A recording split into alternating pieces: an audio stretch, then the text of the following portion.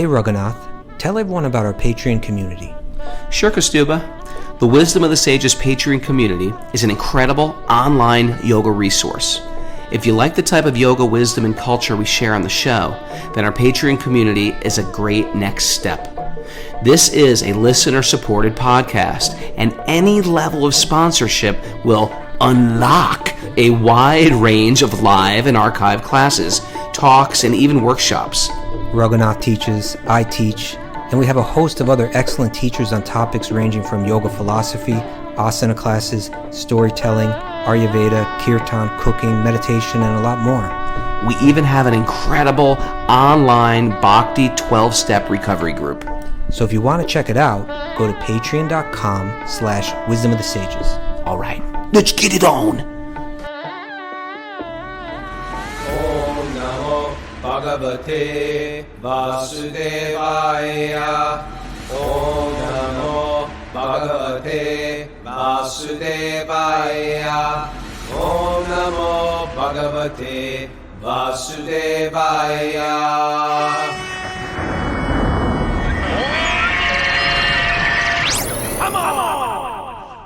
Live from Yoga Bohemia in Long Beach Island, New Jersey, this is Wisdom of the Sages, a daily yoga podcast with your host, Raghunath, and co-host and senior educator at the Bhakti Center in New York City, Kaustubha Das. Welcome to our show. Welcome to the Srimad Bhagavatam.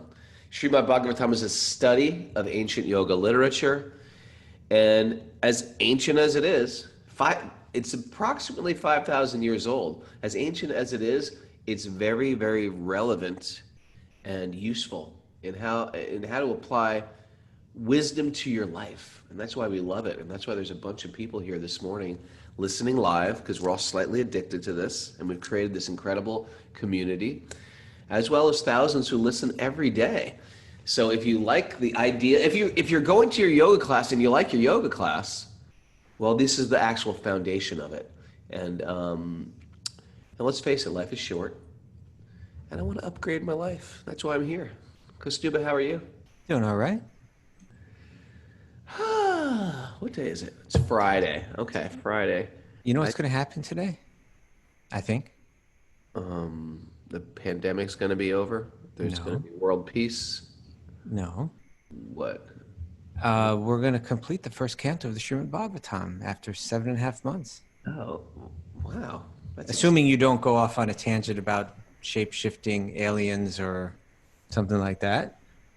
Okay. Possibly. Listen, that's all part of the Bhagavatam. Let's face it, the whole Bhagavatam is about aliens.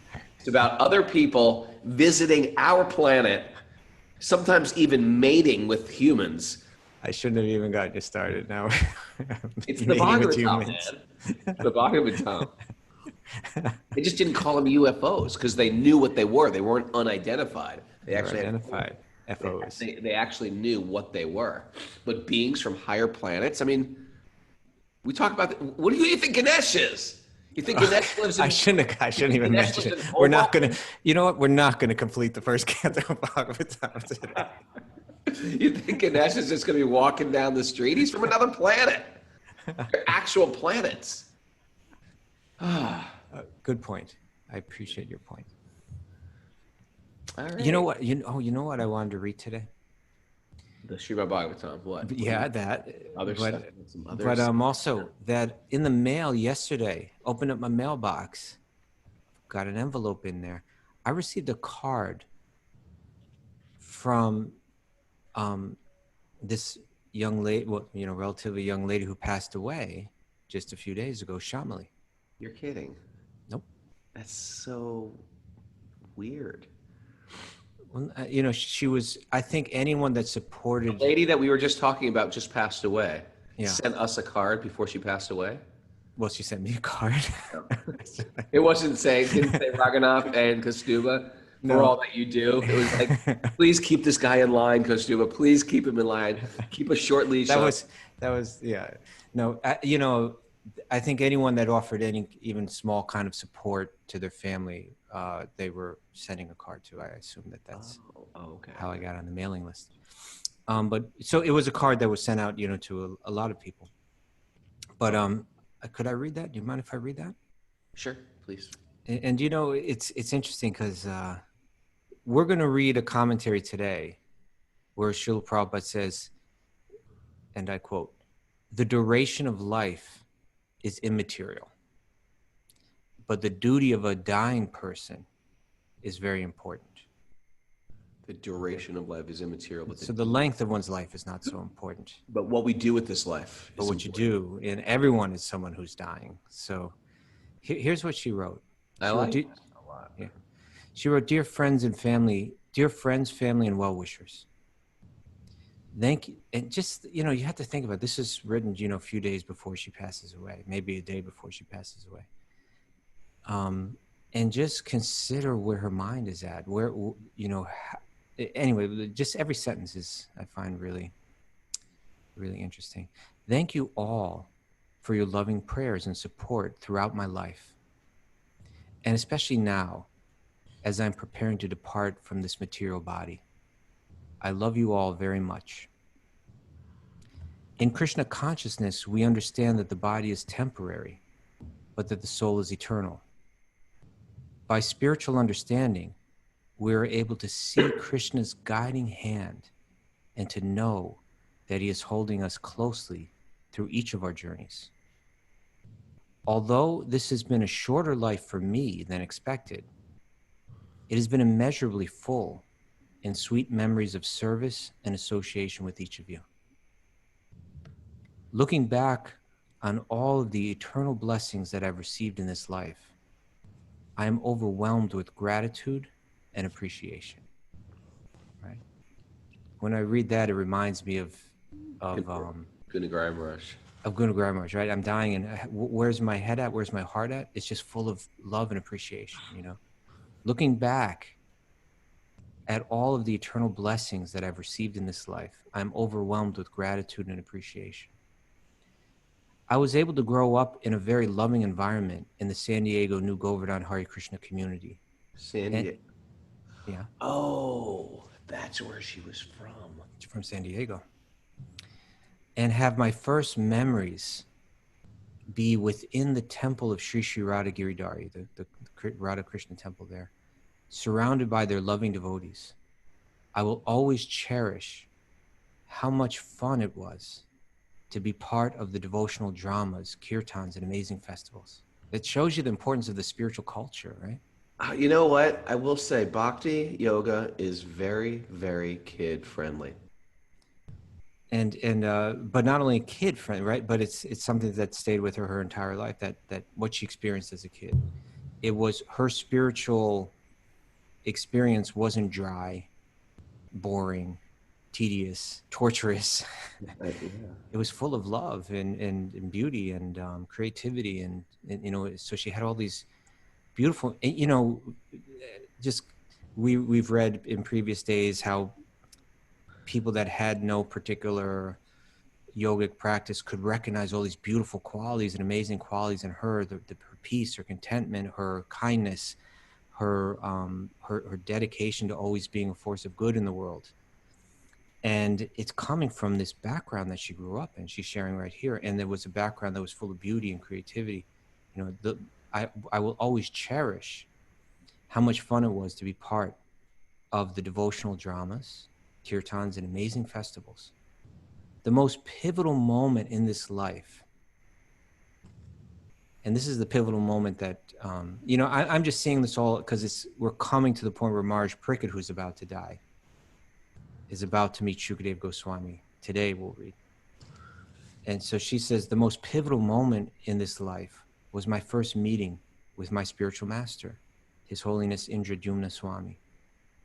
He taught me how to develop truly lasting happiness and how to push beyond my comfort zone, to share my good fortune with others. By his mercy, I was able to relish 5 summers of service on his festival tour along the Baltic Sea coast of Poland, and so many other wonderful Krishna conscious opportunities. You know, he puts on these huge festivals there. You've been there, right? Yeah, it's amazing. I've been there twice. And they do. It kind of culminates in that Polish Woodstock. Yeah. Well, you know, I think if people don't know that when the Iron Curtain fell in what it was 1990-ish, 1991, 1989, the Berlin Wall fell. And so there was one state religion, and even that was like controlled by the communists. And when that fell, it opened up so much room for people on their spiritual path. And it sort of cheated people out of any spiritual life. You couldn't even mention your spiritual life. And then it changed everything. And so Bhakti Yoga became like this, and it is this massive thing there. It was almost like repression for so long. And now it's like, it's unbelievable. Even India today is filled with Eastern Europeans, Russians. She continues, I feel the kindness of Krishna, Srila Prabhupada, and my Guru Maharaj in having sent such a wonderful husband to share in these spiritual adventures. From the very beginning, he has inspired me in my Krishna conscious development and encouraged me to grow in so many ways. Together, we are deeply grateful for all the service opportunities, guidance, and friendship we've been blessed with. I hold so much gratitude to be here in such a beautiful and supportive environment with family, friends, and so many special and uplifting relationships. I welcome your continued prayers for my journey ahead. And I look forward to being reunited with all of you again someday in our eternal home in the spiritual world. Thank you, Srila Gurudeva, for your love and encouragement, which bring me so much clarity and strength in this and all circumstances. Yours in service, Shyamali Dasi. What a lucid... That's the consciousness you want to be in. A lucid, focused letter. God knows. Yeah. I don't know her situation, but she was probably in a lot of pain. Yeah. You know? Most people would be in a lot of fear. A lot of fear. Sometimes there's fear that I'm losing everything. Yeah. There's not that fear. I mean, she had a young child. She's leaving her husband behind, a young child behind. Yeah.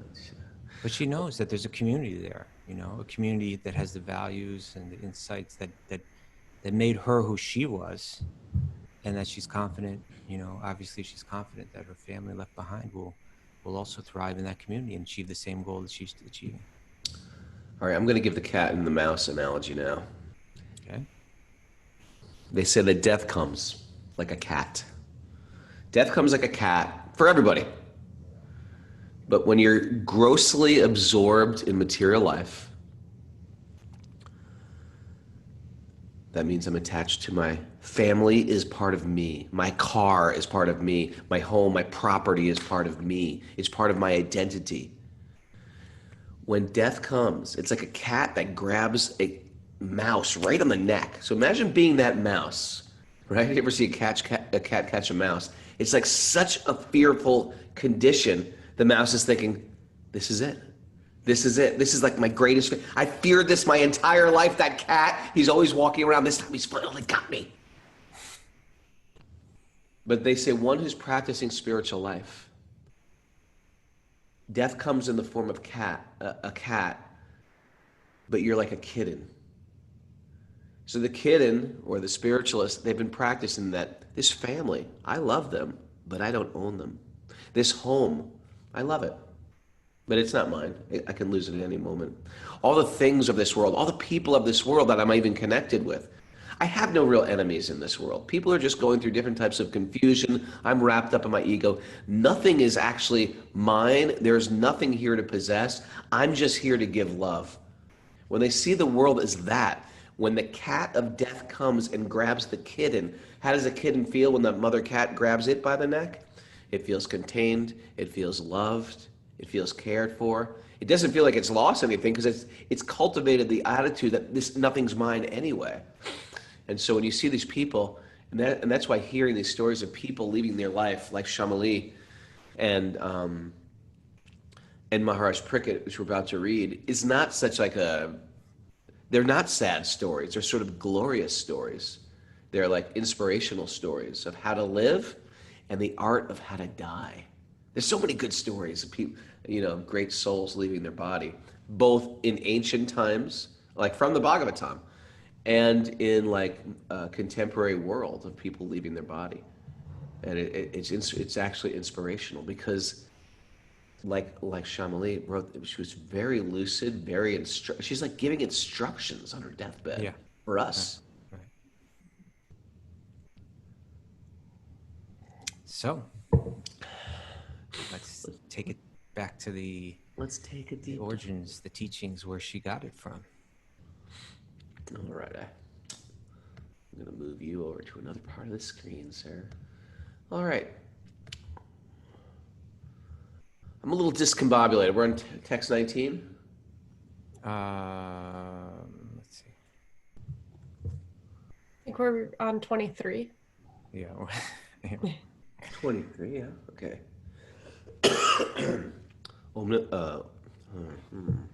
Narayanam namaskritya naram shaiva narotamam devim sarasvatim vasyam tojayam mudirayat.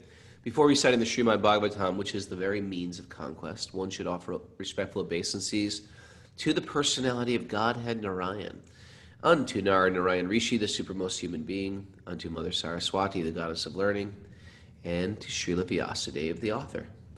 Nasta prayesh vavadreshu nityam bhagavat sevaya bhagavati uttama shloke bhaktir bhavati naishtiki. By regular attendance in classes on the Bhagavatam and by rendering service to the pure devotee, all that is troublesome to the heart is almost completely destroyed. And loving service to the personality of Godhead, who is praised with transcendental songs, is established as an irrevocable fact. Om Jnana Tamarandasya Gyananjana Salakaya Chakshurunmilatam Yena Tasmai Shri Gurave Namaha. First canto, chapter 19, text 23.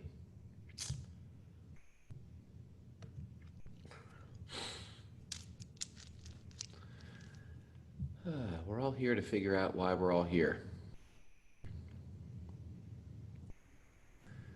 The king said, now the king, surrounded by all these great sages who have come to hear him on his deathbed ask these questions, all gathering around. They know something important is about to happen. O great sages, you have all very kindly assembled here, having come from all parts of the universe. There you go. Aliens. Thank you. That's Krishna telling you a secret message, Kaustubha. You're right. You are all as good as the supreme knowledge personified, who resides in the planet above the three worlds, Satyaloka, aliens. Consequently, you are naturally inclined to do good to others. But for this, you have no interest to do good to others. But for this, okay, you have no interest either in this life or in the next life. That was the second time in the last few verses that this word anugraha is used. Anugraha. Yeah, to be kind, to be merciful, to do good to others. O trustworthy brahmanas, I now ask you about my immediate duty. Please, after proper deliberation, tell me of the unalloyed duty of everyone in all circumstances, and specifically of those who are just about to die. That's the big question. Right? That thing again. I now ask you about my immediate duty. Yeah, my immediate Please, duty. after proper deliberation, tell me of the unalloyed duty of everyone in all circumstances, and specifically those who are just about to die. So we have some material duty.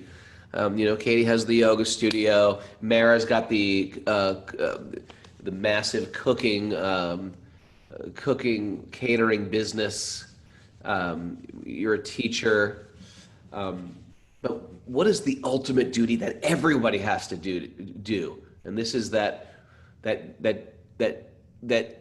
reconnection with Bhagavan, or that reconnection of the jiva and the divine, and that's yoga. And that's why this is a yoga class, actually, because that's the ultimate meaning of yoga, is the relinking process of the self and divinity. Prabhu?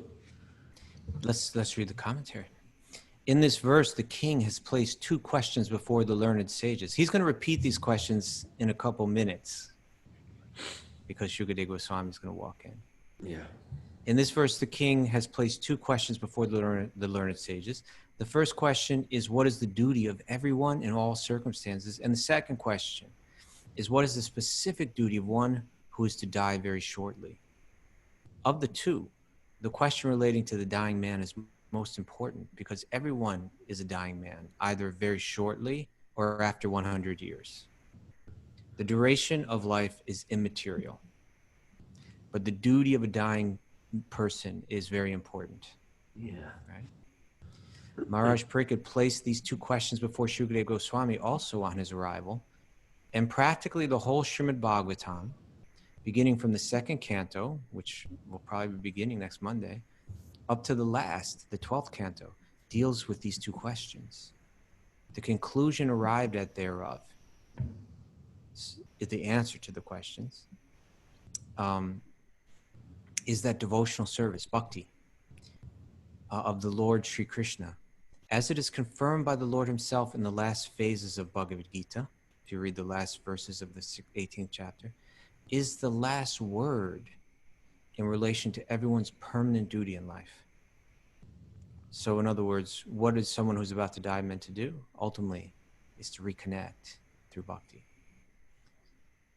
Maharaj Pariksit was already aware of this fact, but he wanted the great sages assembled there to unanimously give their verdict on his conviction, so that he might be able to go on with his confirmed duty without any controversy. Right? Let's all get on the same page. Right? He has especially mentioned the word shuddha, or perfectly correct. For transcendental realization or self-realization, many processes are recommended by the various classes of philosophers. Some of them are first-class methods, and some of them are second or third-class methods. The first-class method demands that one give up all other methods and surrender unto the lotus feet of the Lord, and thus be saved from all sins, or let's say all karmic reactions. It says all sins and their reactions. So all the reactions to We don't one's say actions. sins so much on Wisdom of the Sages. We don't like that Right. word. So to be saved from all of the reactions to their We don't say actions. saved. We don't say saved in sins. Can't say saved? We're restricting words now. Okay. We're restricting language. So when it says, first, second, third class, and that has that gives one the, I was just thinking of More hierarchy. We don't just say any yeah. of these things. Actually we should search this out and maybe read it later. But Prabhupada mentions in it's mentioned in the beginning of the Bhagavatam that even though imperfectly composed, this Bhagavatam, will give light and so on. And Prabhupada in the commentary writes that, that this isn't even his first language, and that he hopes that the spirit will be understood, even if my language sometimes is not understood. And I think more so than that especially has to do with being from, an English, a second language, English was his second language. Not only that, but it was an English taught to him in India 100 and so many years ago by British teachers who were also kind of speaking an older form of English. And it was also a religious, kind of institution. So a lot of that language that Prabhupada uses here, and even that first class, second class, third class, which in a place like India, particularly India, a century ago, is just, it doesn't, ruffle the feathers the way that it does, to us. It sounds very sectarian, but what he's saying is that objectively one can look, and the Bhagavatam and the Vedic literature is going to make this clear. There's a beauty in the universality of Bhagavatam and of the yoga culture, that it can recognize truth in all different traditions. It's woven right into how they teach it. It's very inclusive. It's not exclusive. Actually, you explained it really well just a second ago, how in the British schools and growing up in India as a second language, that was actually very eloquent how you just said that. Thank you. But there is an idea of, even as a parent, we know when you raise a child, there's ideally what you'd like the child to do. And then there is the concessions you have to make for that one kid. Okay, you can do this, but Okay, you got to make a concession. So it's not like your highest choice, but you make a concession because the kid is pushing against you so much. So sometimes the Vedas is all about concessions, but the Bhagavatam Right, is that's saying, good. here is the highest, though. Here's That what was, right? yeah, And it's that's giving very you eloquent, Raga. right? It's giving you the real truth. You don't have to like beat around the bush. We don't have to talk about it's all part of the backdrop, the mysticism, the siddhis, the aliens. It's all there. The ghosts, the spirits, the exorcisms, they're all there. Right. But the highest thing is that you're a spirit soul and you need to develop love again. You forgot about love. That's right. And that's first class. And that's what they mean by first class. Yeah. So it's universal in the fact that it would say that if you look at all the different spirit, you see, because if it would be, if you were commonly, if you were just to stop a person and say, who is like, say the most spiritually developed, or however you want to phrase it, who's the closest and nearest to God, who will attain salvation, people will commonly respond by saying those that are part of my religious tradition, right? A Christian might say, well, we're the ones that are saved. Right. A Jew might say, no, we're the chosen ones, that in of itself is sectarian thought. The people that belong to my sect are necessarily the ones who are the most spiritually developed. Now, with this view it's different than that. This is saying that, and when I read first, second, and third class, I'm reading it as Bhakti is first class, Jnana is second class, Karma is third class. And each one of them has a motive behind it. So within all the different spiritual traditions, you'll find people approaching on these three levels. That on the third class level, that's the difference. That's the difference. On the third class level, people are approaching saying, dear God, give me the things of this world. When I look at this world, I think this is meant for my enjoyment. That's third level thought. That's how I grew up. That's how I grew up practicing religion as a child. Right. And you'll find it in the Hindu tradition. You'll find it in, coming through the yoga tradition. You'll find it in the Vedas. You pray for higher planets. You find it in Judaism. You find it in so many places. Yeah. And so that's third class thought. And the Vedas are going to say a lot of people are on that level. When they look at the world, they think, I want to enjoy this. And they're determined in that, and so let us provide a way where they can try to enjoy this world and still make some progress. So let's provide literature to help them make those steps. That will encourage, that will cater to their material desires, but at the same time encourage them to be more selfless, to be more kind, to be more aware, and that's what you find in the four Vedas. And then the second class thought would be jnana, which is that, hey, recognizing that this world is not meant for my enjoyment. Actually, this world is problematic. Everything here is temporary. Whatever happiness I find through material things, I lose in the course of time, and I experience suffering and pain. Let me realize that I'm not this body, I'm not this mind, I am spirit. Let me transcend this with the motive to escape the sufferings of this world. Right. Kaustubha, help me out with my analogy here. All right. Because I use this one, but I need to refine it here. Okay. Okay. The son is cleaning the house. He's doing the dishes. He's clearing the table. But, he's hoping to ask his mother, Mom, is it okay if I use the car tonight? So the mother is noticing, why is my son being extra clean and extra courteous and extra kind? Oh, I get it. He wants to use the car tonight. Okay. Mom, can I use the car? You've been a good kid. All right, yeah, you can use the car. You're approaching the higher power, and you're trying to please the higher power by acting a certain way in hopes that higher power gives you a benediction. Yes. Now, and let's say previously you weren't recognizing the position of the higher power. No. That they and they won't clear the table. They won't take out the garbage. They won't do the dishes. And feeling any sense of gratitude for all that the higher power provides for you. Yeah, completely. That's pure materialism, where you don't. Yeah, you feel entitled in this world. We call that V-karma, right? There's karma and then there's V-karma. So the V-karmic view is nobody's better than me. No one's more powerful than me. This world is meant for me to enjoy, and it's that mentality, that the selfishness and ignorance there, that would lead the parents to maybe have to send a karmic reaction to the child so that they might wake up, right? Yeah, So that they might realize that the world doesn't revolve around you. And that's called karma, right? So then now Come you're on, talking. parents, you get this analogy. You ask your kids to do one little thing, and they're like, no. Are No, you the world kidding? revolves around Do you me, know not you. Do you know how much I do for you? Do you know how much I do for you? Yeah.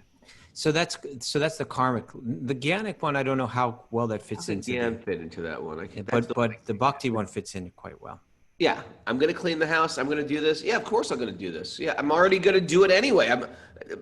Of course I should have chores. That's completely normal. You guys do so much for me. Well, that's kind of like that could be like a karma yoga right there, karma yoga. But Bhakti yoga is like, I'm doing it because I love you.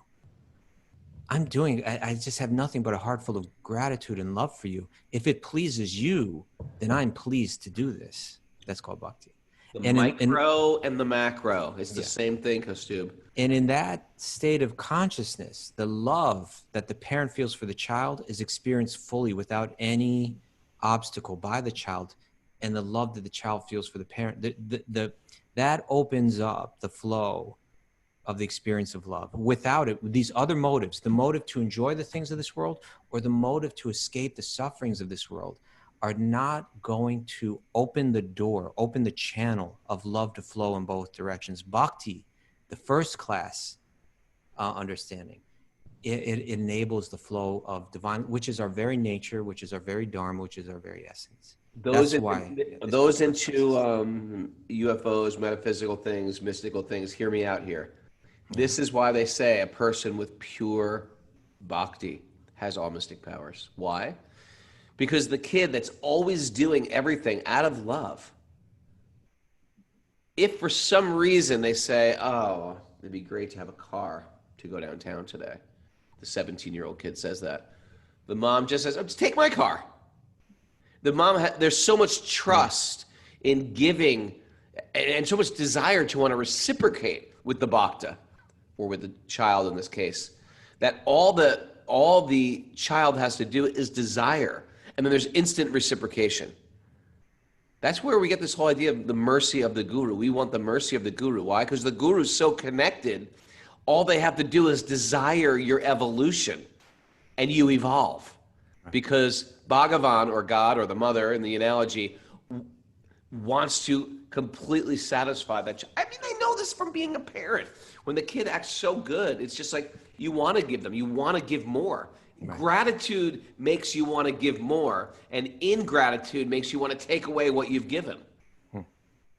And so, therefore, although this can sound like this is hierarchy and sectarian, the idea is that a person that's viewing spirituality through this construct, they're not going to, if you ask them who's closest to God, they're not going to say the people in my sect.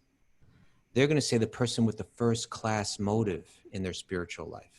Sure. The person that's most selfless, that's most pure in their motive, whatever spiritual tradition they're practicing in. For sure. And this is, again, it's like resonating in the Bhagavatam again and again, because you do find different practitioners in the Bhagavatam, and you will have this.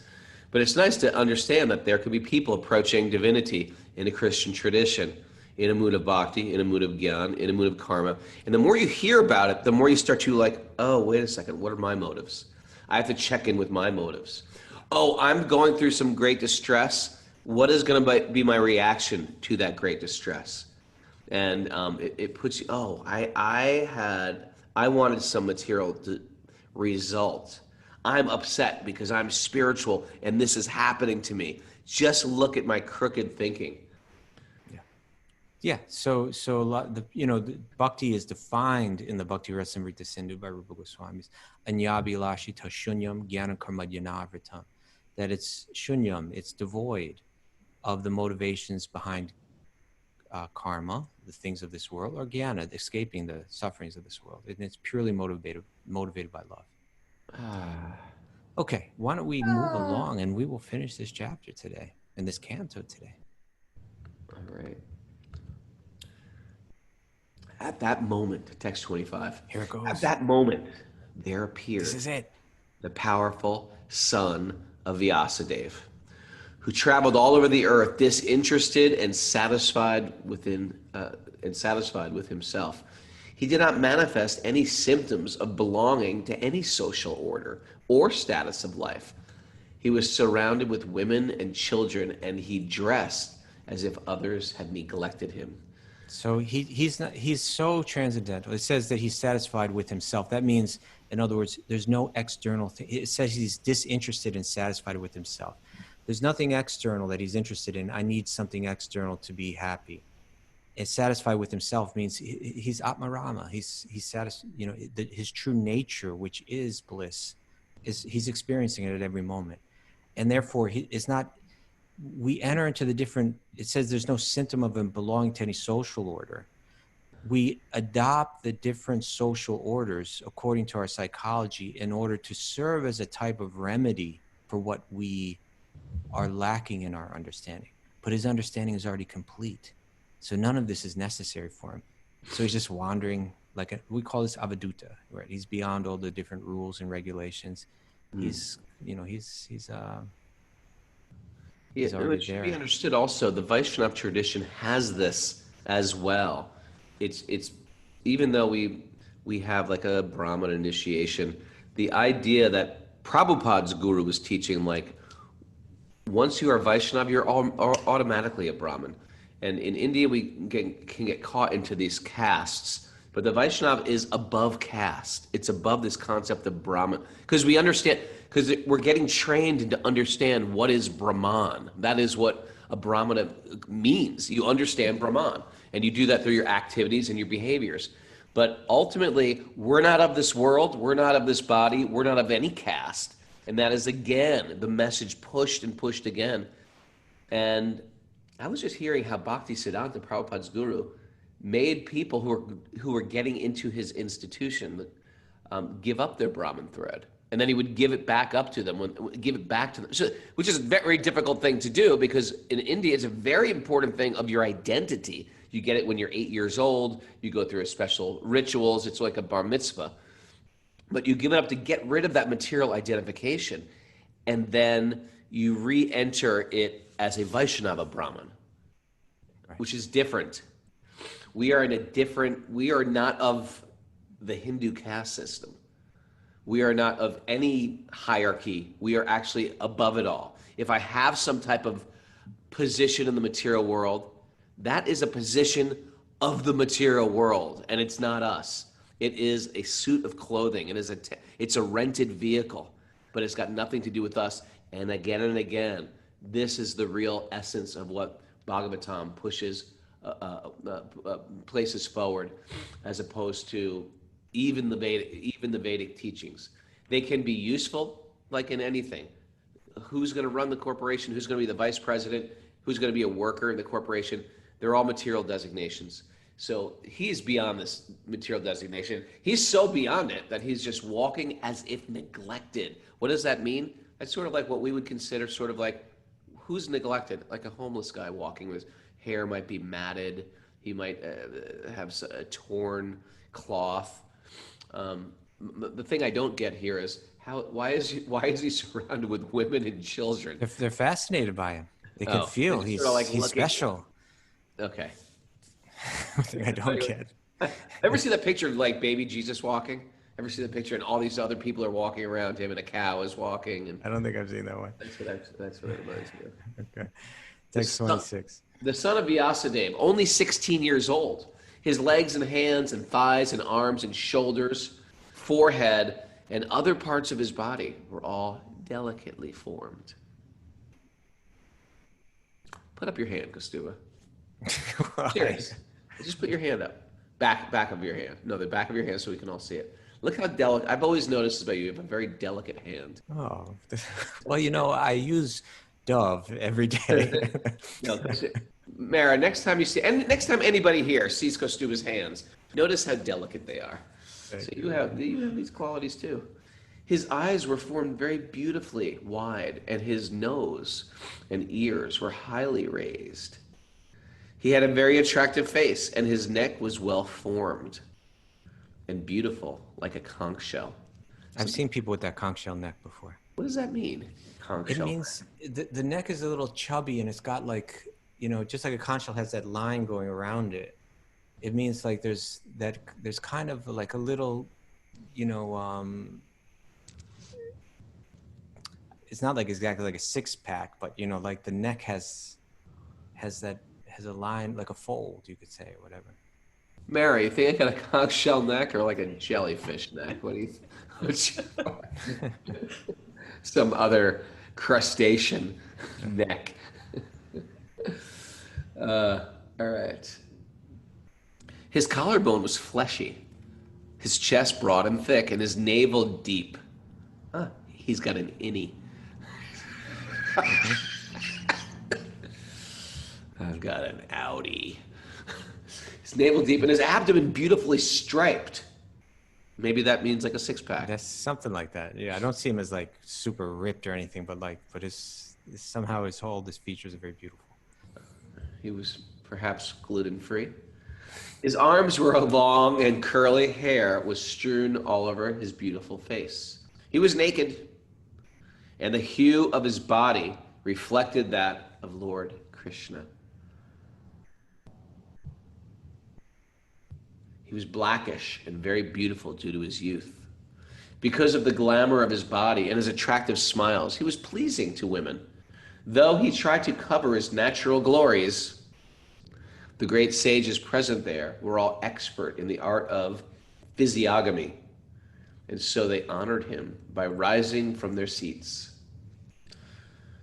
What do you mean? What does that mean? They were expert at physiognomy. They could see that all the features in his body indicated some very uniquely elevated soul. It's karma. Yeah, it's some karma of the body that you can... Yeah. So he wasn't appearing as some kind of great spiritual leader. It's as he was trying to cover it, like he appeared more like a homeless person, like as you were saying, maybe a little crazy person. But they could all take one look at him and recognize who he was. He was very special. Maharaj Parikshit, who is also known as Vishnu Rata, one who is always protected by Vishnu, bowed his head to receive the chief guest, Sukadeva Goswami. At that time, all the ignorant women and boys ceased. So maybe women and boys were doing something weird, like chasing him around, or what I mean? think you have a group of all these sages who just arrived from the higher planets, and they're getting 100% that this is a super elevated soul. Where all these women and children who are following him, they just are fascinated by him. Right. All these people were ignorant. They ceased following Srila Sukadeva.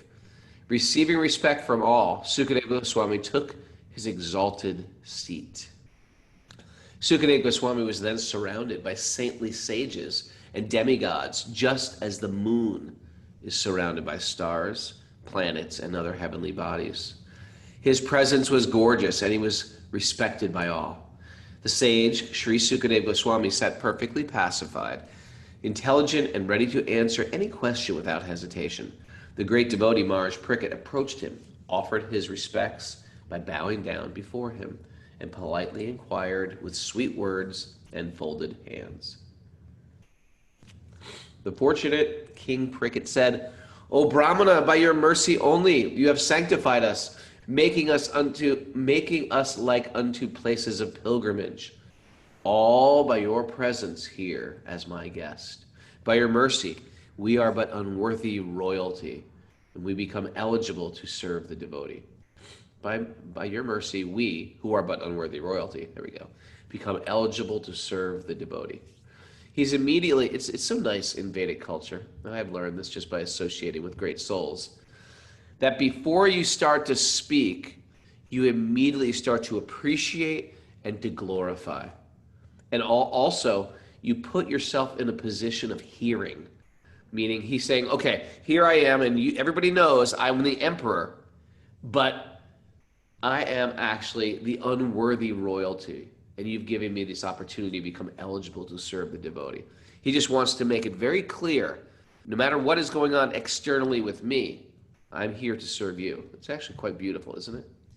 It really is. And perhaps it wasn't necessary there at that time, but the way that one we're also seeing here the way that you establish someone as a speaker in a public setting, right? Right. You, People are eager to hear. yeah, you give them the right seat and you speak some words, which will have the effect of kind of taking everyone's mind out of whatever place it might be and realizing the benediction or the special opportunity that we have to hear from such a person. Simply by our remembering, text 33, simply by our remembering you, our houses become instantly sanctified. And what to speak of seeing you, touching you, washing your holy feet, and offering you a seat in our home. Just as an atheist cannot remain in the presence of the personality of Godhead, so also the invulnerable sins of a man are immediately vanquished in your presence. O saint, O great mystic, Lord Krishna, the personality of Godhead, who is very dear to the sons of King Pandu, has accepted me as one of those relatives just to please his great cousins and brothers. Otherwise, without being inspired by Lord Krishna, how is it that you have voluntarily appeared here, though you are moving incognito to the common man and are not visible to us who are on the verge of death? You are the spiritual master of great saints and devotees. I am therefore begging you to show the way of perfection for all persons, and especially for one who is about to die. Right? Kaustubha, this is interesting because I have had to change my approach of how they always say that to be a good yoga teacher, you have to give people spiritual truth. But sometimes you go into a class and you got to assess with where your people are at. Like I just did a teacher training. And you assess where everybody is at in your teacher training. Where are they at? Why? I always ask, why are you doing this teacher training? Some people are just like, I want to get a yoga certificate. Some people are like, well, I heard you speak about spiritual topics. It really meant a lot to me. So I assess people when I do a training like that. Usually if people do a 300-hour with me, meaning they're already been yoga teachers, you can give them a lot more of spiritual information, but you have to sort of assess where people are at. And you have to give them the right amount of medicine, so to speak, that helps them evolve. And if you give them too much medicine, you kill them. You know what I mean? You tell people too much about spiritual life and they're not ready to hear it. They're like, what am I getting myself into? So I always like to give a little. I never like to, that's sort of just like that's how I do it. But, there's been a couple situations where people who were my students who said, I have cancer, I have some terminal disease, and Raghunath, what should I do?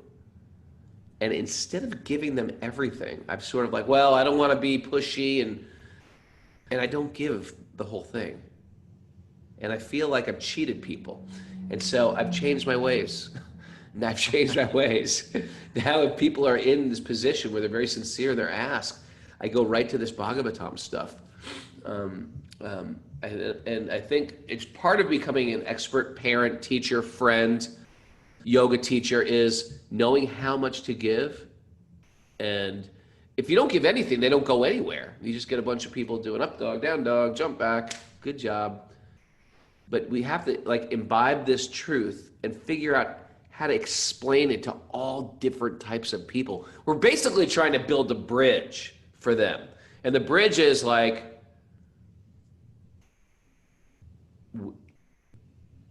I'm your friend, you're interested in yoga, and deep down, the person practicing bhakti understands that the desire that everybody has in their heart is connection. That's everybody's desire. They might think, well, no, I'll find a connection with a guy or a girl. I'll find a connection through a pet. I'll find connection but from a home. I'll find connection through adventure travel. That will give you some connection. The Bhagavatam teaches us that there is a higher type of connection that actually everybody wants. That is the God-shaped whole. And See that immediately. No matter what anybody comes to you with any of their problems, that's what they ultimately want. And your job is to create that bridge. No matter what they come to you for, they actually want to go to that other side. And the only way you can give that is you have to be actively working towards going to that other side as well. What do you think about that, Kaustubha? Well, that's how you get everyone chanting Bunky Bihari Lal Ki Jai and all of that. Like,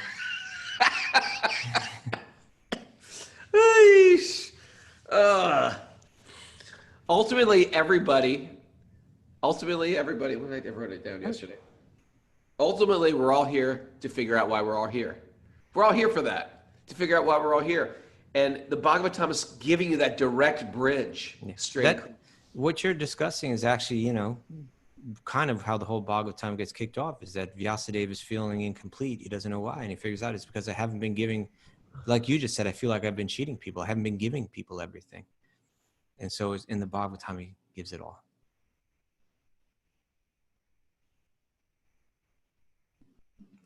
Are you muted, brother? I muted myself. Okay. All right, we gotta keep going. We gotta keep going. Please let me. You are this. Please let me know what a man should hear. Right? We're hearing stuff all day long. Let me know what I should hear. Let me know what I should speak. Let me know what I should remember. Let me know how to worship. And also what I should not do, what I should not hear, what I should not speak, what I should not remember, what I should not worship. I switched out the word chant. I don't know if you picked up on that. I did pick up on that. I see you. Raghunath's doing secret translations. Raghunath is the next Acharya. He's revealing his form to us. Now you are actively you're auditioning for Weird Noises Volume 7 right there. The idea, this is such a good point though. We are, what text was that? I just spun my mouse. 38. That was 38. So we are all hearing, we are all speaking, we are all remembering things. I'm remembering stuff right now. But what should we do? What should be in the mind? What should come out of our mouth? What should go in our ears? This is like the key question of life. You can answer this question. What is the food of the soul? What is the food of a person about to die? It's exciting. Please let me know what a man... Okay. Oh, powerful Brahman, it is said that you hardly stay in the houses of men long enough to milk a cow. That's sort of like a clever way of saying you don't stay anywhere. You just come and you go. They offer you some milk and then you leave. And I think it's also saying, so let's get right into it. Let's not, let's not waste any time. Let's not, yeah. What is the last verse? No, one more. I know, this is the last one. This is it. Text 40. Sukadeva Goswami said, the king thus spoke and questioned the sage using sweet language. Then the great and powerful personality, the son of Vyasadeva, who knew the principles of Dharma, began his reply. Thus end the Bhakti-yogi purpose of the first canto, 19th chapter of the Srimad Bhagavatam, entitled Appearance of Sukadeva Goswami. End of the first canto. We did it. I can't stop dancing! Thanks everybody for joining us. Oh, it's gonna be a beach day today with the kids. Woo! Hey, you got to mention tomorrow. No tomorrow, there's no show tomorrow because it's gonna be a beach day with the kids. But question and answers will be on Sunday morning at 8 a.m. Yes. And on Monday, we'll begin the second canto of Srimad Bhagavatam after 7.5 months on the first. Woo! Very exciting, everybody. Thanks for joining us, everybody, on Zoom early in the morning. There's no good reason to do this. There's no good material reason to do this. You can sleep in. It's a pandemic. Some of you don't even have work to do. You're waking up at 5 a.m. Some of you, yeah, I get it. Some of you are laying out a bolster, laying in bed, listening, just clicking off the visuals so we can't really see you, but we see your name. I get that. But you know what? You're here anyway. Some of you are actively looking in the screen. Some of you, yeah, you get on the Peloton bike and bike. I get it. But you know what? We appreciate it. We appreciate you're here. 5 a.m. It's amazing. We have this community. We look at each other. We pin your picture to the screen and say, what's going on in their house? Kaustubha's got no fruit today. But we appreciate it, and I appreciate it especially because it makes me get up when I don't want to get up. And I'm just remembering, Katie, I was here last year, do it before this, right? Mara, do you remember that? We did. Mara's like, I don't remember. Mara, get up and start dancing, Mara. You look a little. You move your arms or something. But I was here. We did Super Soul Sacred Sangha here last year. And I'm going to see all my Jersey peeps. I'm excited about that. That's nice. The Naked Vikings are going to show up. Woo!